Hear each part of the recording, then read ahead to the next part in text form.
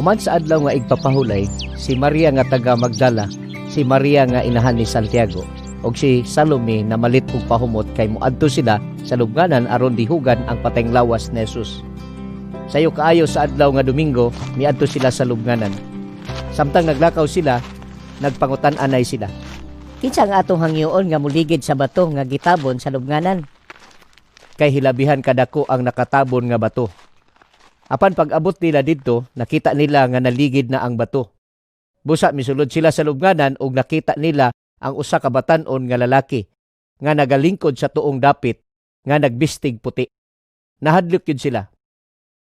Og miingon ang lalaki kanila, "Ayaw kamo kahadlok, nasayod ako nga gipangita ninyo si Jesus nga taga Nazaret nga gilansang sa krus. Wala na siya dinhi, dabanaw siya. Dali kamo, tanaw ninyo ang gibutangan kaniya.